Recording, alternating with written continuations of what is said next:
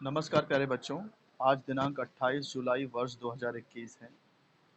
10th standard science 1 हम लोग कर रहे थे। पिछले वीडियो में मैंने आपको कि अणु सूत्र कैसे लिखा जाता है और प्रथम 20 तत्वों के संकेत, उनके परमाणु क्रमांक, उनका इलेक्ट्रॉनिक संरूपण, उनकी संयोजकता कैसे हम लोग याद कर सकते हैं, उसका मैंने एक ट्रिक बताया था।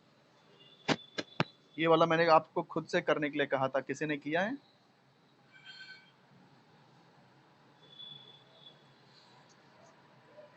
मैंने ये ऊपर का मैंने खुद से करके बता दिया था आपको, नीचे मैंने आपसे बोला था कि खुद से करना,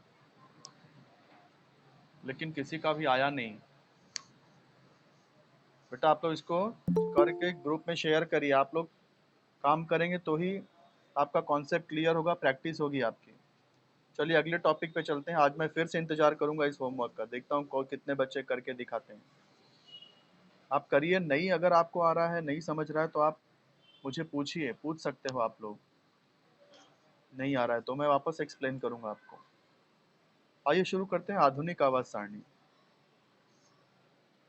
मेंडलीव ने जो आवर्त सारणी बनाई थी वो बहुत अच्छी थी, काफ़ी सक्सेसफुल था, लोगों ने उसको एक्सेप्ट भी किया था। लेकिन फिर भी उसके अंदर हमने 4 कमियां पिछली बार देख ली थी। 4 कमियां उसमें भी थी। तो इसलिए एक नई थ्योरी की आवश्यकता महसूस हो रही थी, नए वर्गीकरण की आवश्यकता महसूस हो रही थी, जिसमें कि ये कमियां दूर हो सकें। तो इन कमियों को दूर करने के लिए एक मोसले नामक वैज्ञानिक, हेनरी मोसले जिनका नाम है, इन्होंने तत्वों का वर्गीकरण किया। लेकिन इनका जो वर्गीकरण था ये सबसे अलग था, सबसे हट के था। क्यों हट करके था? क्योंकि अब तक जितने भी वैज्ञानिक तत्वों का वर्गीकरण कर रहे थे वो परमाणु क्रमांक के आधार पर कर रहे थे, लेकिन जो हेनरी मोसले नामक वैज्ञानिक ने तत्वों को उनके परमाणु द्रव्यमान के नहीं बल्कि परमाणु क्रमांक के आधार पर उसका वर्गीकरण किया। तो इसमें आपको सबसे पहले ये ध्यान रखना है कि आधुनिक आवर्त सारणी का नियम क्या है। जैसे मेंडलीव के आवर्त सारणी का नियम मैंने बताया था आपको, वैसे ही आधुनिक आवर्त सारणी का नियम है।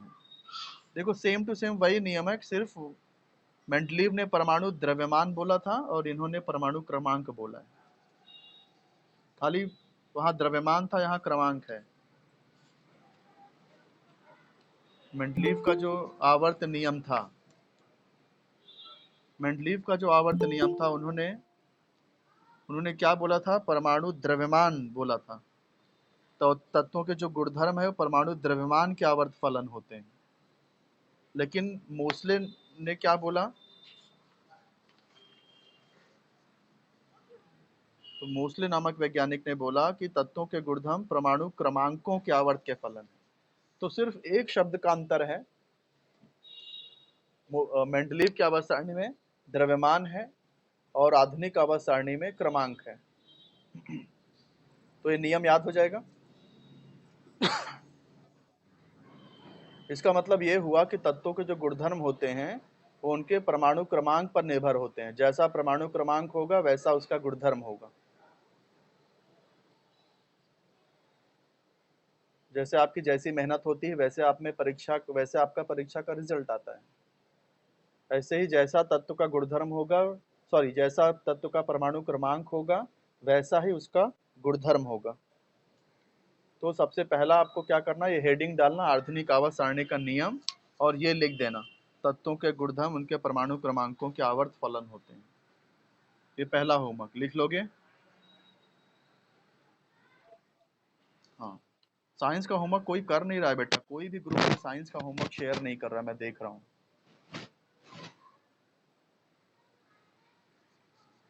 ऐसा मत करिए, जो भी काम दे रहा हूँ उसको करिए आप लोग। फिर है क्या है? आधुनिक आवर्त सारणी एवं आवर्त सारणी का दीर्घ रूप।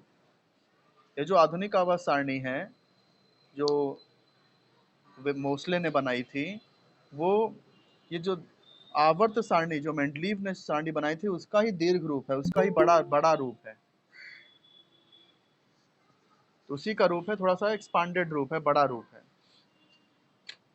अब देखो आधुनिक आवर्त सारणी से फायदा क्या हुआ? इसका फायदा ये हुआ कि आवर्त सारणी में जो कमियां थी, मेंडलीव की आवर्त सारणी में जो कमियां थी वो दूर हो गई। अब ये देख लेते हैं क्या कैसे दूर हुई। देखो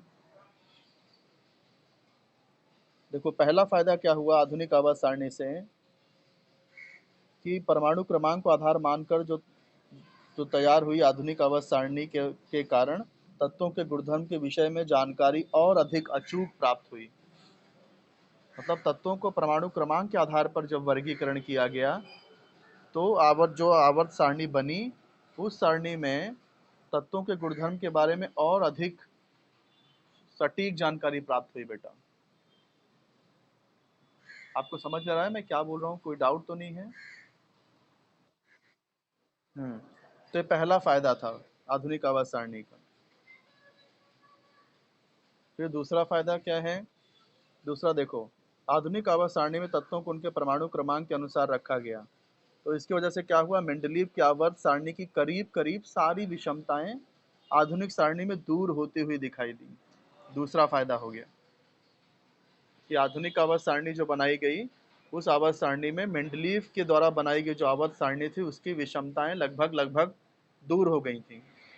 केवल हाइड्रोजन के बारे में उसका, हाइड्रोजन की जो कमी थी वो दूर नहीं हो पाई। कल मैंने बताया था ना हाइड्रोजन में क्या कमी थी, कि वह क्षारीय धातुओं के जैसा यानी समूह 1 के जैसा भी था, और हेलोजन यानी कि समूह समूह 7 के जैसा भी था। तो ये कमी आधुनिक आवर्त सारणी में भी दूर नहीं हो पाई, बाकी सारी कमियां दूर हो गई।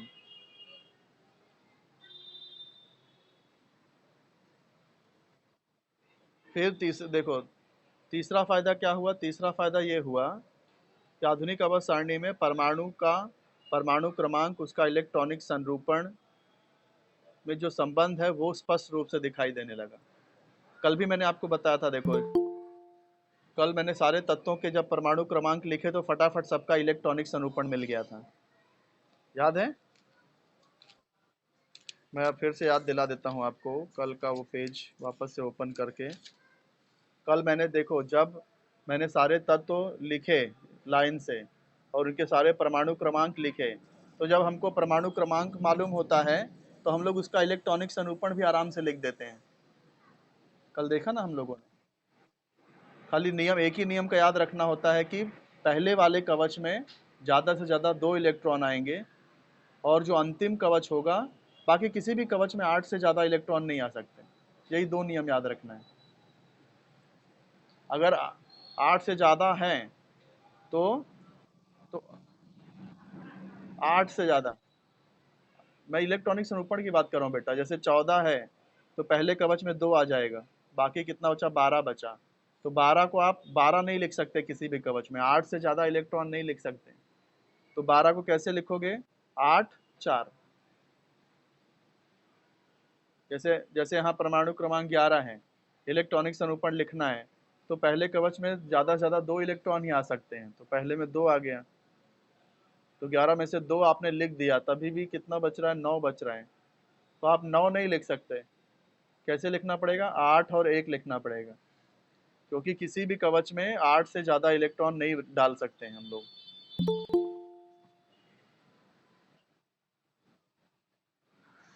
वो तो संयोजकता का मैंने बताया था आपको, कि संयोजकता जो है, जो लाल पेन से संयोजकता लिखी है, वो 4 से ज़्यादा नहीं होती। देखो बाहर संयोजकता इलेक्ट्रॉन 1 है तो संयोजकता 1 होगी, संयोजकता इलेक्ट्रॉन 2 है तो संयोजकता 2 होगी, संयोजकता इलेक्ट्रॉन 3 है तो संयोजकता 3 होगी, संयोजकता इलेक्ट्रॉन 4 है तो संयोजकता 4 होगी, संयोजकता इलेक्ट्रॉन 5 है तो संयोजकता 5 नहीं लिख सकते। आपको उसको 8 से माइनस करके लिखना पड़ेगा। तो संयोजकता मैंने आपको बताया था कि 4 से ज़्यादा नहीं हो सकता। लेकिन ये इलेक्ट्रॉनिक संरूपण जब लिखते हैं तब आपको क्या याद रखना है, कि पहले कवच में 2 और बाकी कवच में ज़्यादा से ज़्यादा 8 इलेक्ट्रॉन आ सकते हैं, ये याद रखना है। तो इसलिए देखो परमाणु क्रमांक पता होने पर इलेक्ट्रॉनिक संरूपण भी हम लोग आसानी से लिख सकते हैं। वही बात यहाँ समझाई जा रही है कि परमाणु का परमाणु क्रमांक और उसका इलेक्ट्रॉनिक संरूपण में जो संबंध है वो आधुनिक आवर्त सारणी में स्पष्ट दिखाई देता है। तो इसमें ये 3 पॉइंट आपको याद रखने हैं बेटा, कि आधुनिक आवर्त सारणी, मेंडलीव की आवर्त सारणी की तुलना में आधुनिक आवर्त सारणी, दोनों की तुलना की जा रही है ना। मेंडलीव ने जो आवर्त सारणी बनाई थी उसकी अपेक्षा आधुनिक आवर्त सारणी ज्यादा अच्छी थी। क्यों अच्छी थी? क्योंकि आधुनिक आवर्त सारणी में परमाणु क्रमांक के आधार पर वर्गीकरण हुआ था, तो इसके वजह से तत्वों के जो गुणधर्म हैं उसके बारे में जो जानकारी वो और अधिक और अच्छे से जानकारी मिली, अचूक जानकारी मिली। मेंडलीव के सारणी परमाणु द्रव्यमान पर आधारित थी, तो उसमें कहीं कहीं पर कुछ गुणधर्म में कुछ अच्छे से जानकारी नहीं मिल पा रही थी। लेकिन आधुनिक आवर्त सारणी को जब परमाणु क्रमांक के आधार पर बनाया गया तो तत्वों के गुणधर्म की जानकारी और अधिक अचूक प्राप्त हुई। और क्या फायदा हुआ? मेंडलीव की आवर्त सारणी में जो कमियां थी करीब करीब सारी कमियां दूर हो गई, केवल हाइड्रोजन का के स्थान को छोड़ करके। तीसरा फायदा ये हुआ कि परमाणु क्रमांक और इलेक्ट्रॉनिक संरूपण में संबंध दिखाई देने लगा। तो ये आपको लिखना है बेटा, ये 3 पॉइंट लिखना है आपको,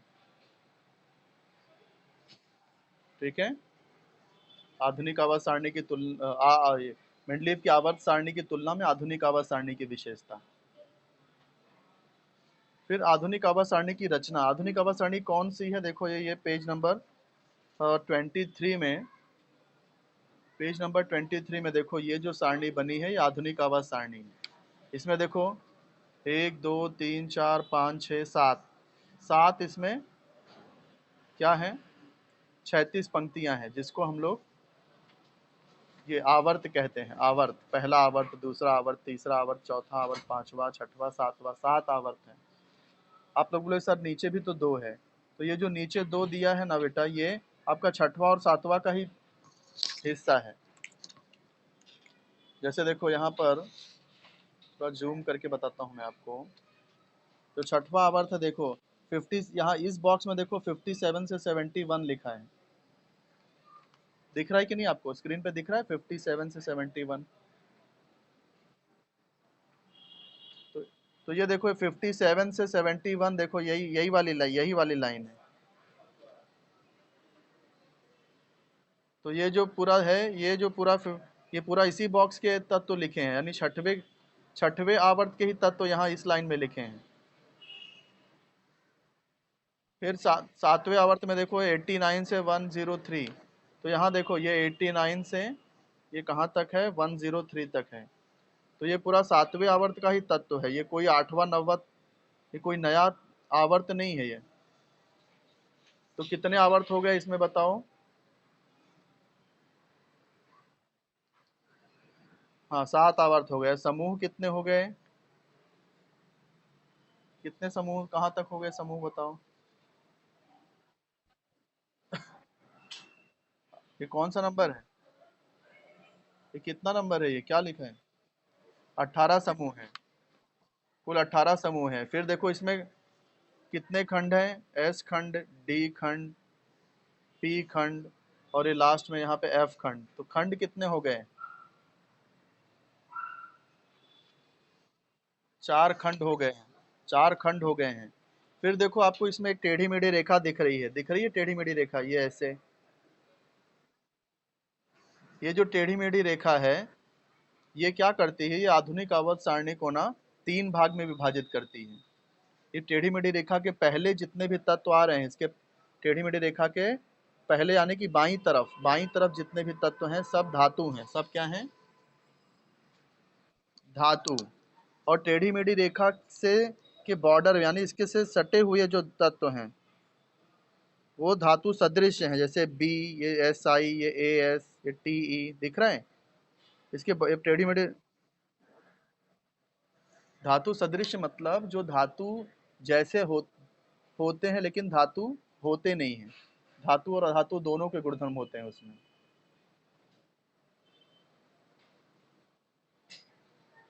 धातु, समझे? धातु सदृश मतलब उसमें जो धातु के भी गुणधर्म होंगे और अधातु के भी गुणधर्म होंगे। तो धातु होते नहीं लेकिन हम लोग बोल देते हैं धातु जैसे हैं। धातु है नहीं लेकिन धातु जैसे। धातु जैसे को कहीं उसको ही बोलते हैं धातु सदृश। तो टेढ़ी मेढ़ी रेखा की बाईं तरफ सारे धातु हैं, टेढ़ी मेढ़ी रेखा के सीमा बॉर्डर पर जो तत्व हैं वो सब धातु सदृश हैं, और इसके बाद दाईं तरफ जो भी तत्व आते हैं वो सब अधातु हैं। कुछ समझ में आई बात? फिर देखो, ये जो 7 आवर्त हैं इसके नीचे जो ये जो एक्स्ट्रा तत्व दिए हैं ये एफ खंड आते हैं, इसको एफ खंड बोलते हैं, और इसको लैंथेनाइड और एक्टेनाइड श्रेणी भी कहते हैं। क्योंकि ये देखो, ये लैंथेनाइड श्रेणी इसको क्यों कहते हैं? क्योंकि ये शुरू होता है लैंथेनम से, लैंथेनाइड श्रेणी, और इसको बोलते हैं एक्टिनाइड श्रेणी, क्योंकि एक्टिनियम से स्टार्ट होता है ये। तो ये लैंथेनाइड श्रेणी कहलाती है, ये एक्टेनाइड श्रेणी कहलाती है, और दोनों श्रेणी मिला के एफ खंड होता है। तो यही सारी बातें देखो यहाँ पर ये आधुनिक आवर्त सारणी की रचना में आपको समझाई गई हैं, जो मैंने आपको बताया। क्या बताया? देखो, 7 क्षैतिज पंक्तियां होती जिन्हें आवर्त कहते हैं। मतलब कितने आवर्त? 7 आवर्त हो गए, और इनको 1 से 7 क्रमांक दिए गए हैं। पहला आवर्त है ना, पीछे देखा ना हमने, 1 से 7, 1 2 3, सॉरी ये 1 2 3 4 5 6 7, तो 7 आवर्त होते हैं। देखो पहले पॉइंट में क्या बताया कि कितने 7 आवर्त होते हैं जिन्हें 1 से 7 क्रमांक दिए हैं। फिर ऐसे ही 18 ऊर्ध्वाधर स्तंभ भी होते हैं। ये हमने देखा यहाँ पे 18 ऊर्ध्वाधर स्तंभ, ये पहला स्तंभ, ये दूसरा, ये तीसरा, ऐसे कितने स्तंभ हैं? कुल 18 स्तंभ हैं। और इन 18 स्तंभ को क्या बोलते हैं? समूह कहते हैं, समूह।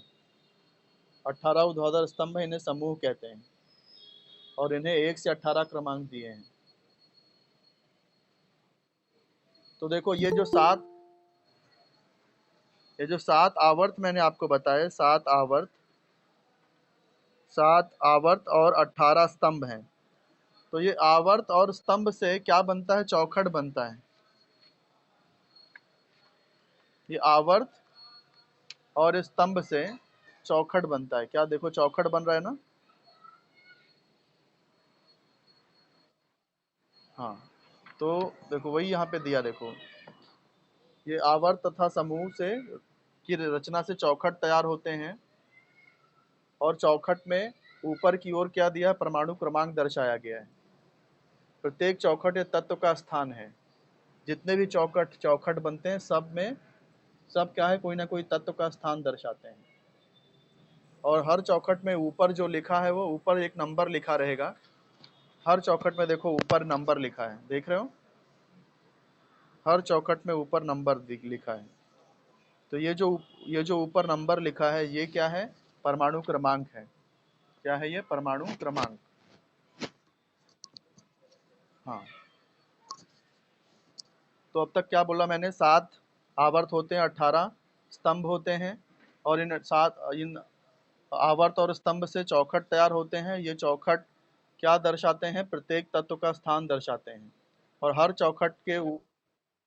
चौखट के ऊपर क्रम से परमाणु क्रमांक दर्शाया गया है। क्रम से, लाइन से है। देखो, सारे परमाणु क्रमांक लाइन से दर्शाए गए हैं, जैसे कि 1, उसके बाद 2, फिर ये 3 4 5 6 7 8 9 10 11 12, क्रम से क्या दर्शाए गए हैं? परमाणु क्रमांक दर्शाए गए हैं। ठीक है। फिर ये 7 जो 36 पंक्तियां हैं, यानी 7 जो आवर्त हैं, उसके अलावा नीचे दो स्वतंत्र ये अधोभाग में दो अलग 36 पंक्ति दर्शाई गई है, जिसको लैंथेनाइड श्रेणी और एक्टेनाइड श्रेणी कहते हैं। मैंने आपको बताया ना, 7 के अलावा नीचे जो 2 एक्स्ट्रा दिया था, ये 7 36 पंक्तियां तो है ही हैं, नीचे 2 अतिरिक्त 36 पंक्तियां हैं जिन्हें लैंथेनाइड और एक्टेनाइड श्रेणी कहते हैं। तो 7 36 पंक्तियों के अतिरिक्त 2 पंक्तियां स्वतंत्र रूप से आवर्त सारणी के अधोभाग में, यानी कि नीचे दर्शाई गई हैं, और इन्हें क्या कहते हैं? लैंथेनाइड श्रेणी और एक्टिनाइड श्रेणी कहते हैं।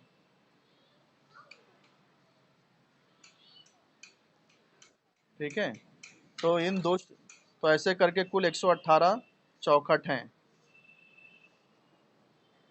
तो यानी कि 118 तत्वों के लिए स्थान वहां पर हैं।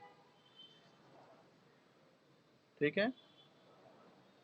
तो पहले ये सारणी, पहले जो है ये आवर्त सारणी अधूरी थी, सब 118 तत्वों की खोज नहीं हो पाई थी। बाद में क्या हुआ कि कुछ जो है कुछ तत्व को प्रयोगशाला में ही बना दिया गया। तो ऐसे करके 118 तत्व मिल गए, कुछ तो प्राकृतिक हैं और कुछ प्रयोगशाला में मानव निर्मित हैं। ठीक है। इसके अलावा जो ये आवर्त सारणी है, इसके 4 खंड हैं, एस खंड, पी खंड, डी खंड और एफ खंड। अभी अभी मैंने बताया था आपको। हाँ, 4 खंड है। इसमें से जो पहला खंड एस खंड है, वो समूह 1 और समूह 2 से मिलके बना है। देखो यहाँ पर ये जो एस खंड मतलब समूह 1 और समूह 2 मिला के एस खंड हो गया। पी खंड किसको बोलते हैं? ये समूह नंबर 13 से लेके समूह 18 तक, समूह क्रमांक 13 से समूह क्रमांक 18 तक पी खंड है। फिर बीच में जो 3 से लेके 12 समूह है, तीसरे समूह से 12 समूह तक डी खंड आता है।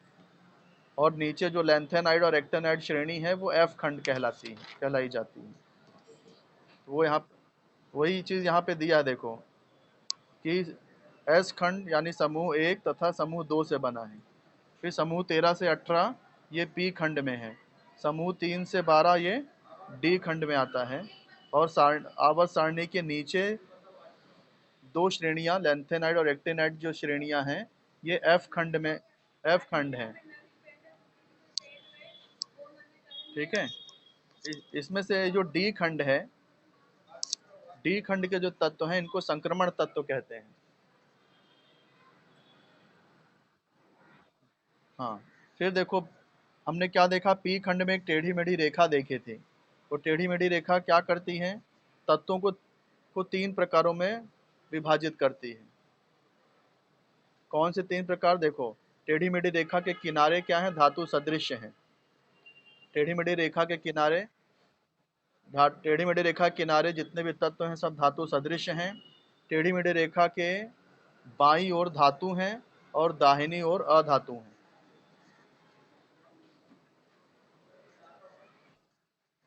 हाँ, हाँ, दाईं ओर अधातु हैं। ये सब ध्यान से समझो बेटा, यहाँ पर ये खत्म हो गया। तो आपको कोई प्रश्न पूछा जा सकता है कि आधुनिक आवर्त सारणी की रचना लिखो। तो कैसे रचना लिखने का? आप लोग को लिखना 7 36 पंक्तियां हैं जिन्हें आवर्त कहते हैं, 18 ऊर्ध्वाधर स्तंभ हैं जिन्हें समूह कहते हैं। दूसरा पॉइंट, तीसरा पॉइंट, इन समूह और आवर्तों से चौथा चौखट तैयार होते हैं। कितने चौखट? 118 चौखट तैयार होते हैं, है ना। और ये हर एक चौखट क्या है? तत्वों का स्थान है जिसमें क्रम से परमाणु क्रमांक दर्शाया गया है। फिर इन सात इन 7 36 पंक्तियों के अलावा आवर्त सारणी के नीचे 2 और श्रेणियां हैं जिन्हें लैंथेनाइड और एक्टेनाइड श्रेणी कहते हैं। बराबर, कुल 118 तत्व हैं, जिसमें से कुछ प्राकृतिक तत्व हैं, कुछ मानव निर्मित तत्व हैं। फिर संपूर्ण आवर्त सारणी को एस खंड, पी खंड और डी खंड और एफ खंड, ऐसे 4 खंडों में बांटा, वर्गीकरण किया गया है। हाँ, तो एस खंड समूह 1 और 2 से बना है, पी खंड समूह 13 से 18 तक बना हुआ है। ऐसे ही तीसरे समूह 3 से लेकर समूह 12 तक डी खंड है। और सारणी के नीचे जो लैंथेनाइड और एक्टेनाइड श्रेणी है वो एफ खंड है। डी खंड को संक्रमण तत्व कहते हैं। फिर सारणी में पी खंड में टेढ़ी मेढ़ी रेखा है जो तत्वों को 3 भागों में विभाजित करती है। सीमा रेखा पर टेढ़ी मेढ़ी रेखा के किनारे धातु सदृश हैं, और उसके बाईं ओर सब धातु हैं और दाईं ओर अधातु हैं। तो ये क्या हो गया? आधुनिक आवर्त सारणी की रचना हो गई। हाँ।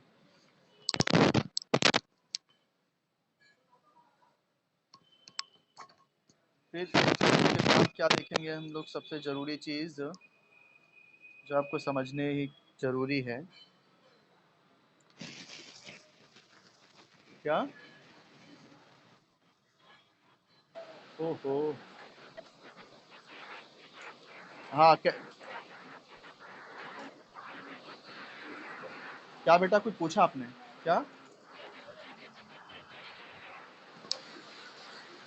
अब आपका दूसरा लेक्चर भी होगा शायद बेटा, तो ये लेक्चर मैं यहाँ पे समाप्त कर रहा हूँ। कितने लोगों ने अटेंड किया आज का लेक्चर, बता दो जरा।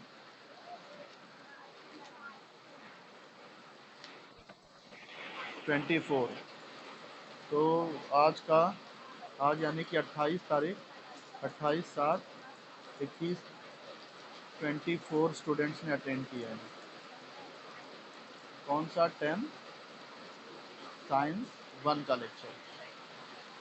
कल लेक्चर जरूर अटेंड करना। कल मैं आपको सिखाऊंगा पूरा सारणी कैसे याद करते हैं, ठीक है? तो आज का आपका होमवर्क क्या रहेगा? पहला मैंने आपको बताया था आधुनिक आवर्त सारणी का नियम लिखने का। दूसरा क्या बताया था कि ये आवर्त सारणी की तुलना में आधुनिक आवर्त सारणी की विशेषता क्या थी। फिर आधुनिक आवर्त सारणी की रचना।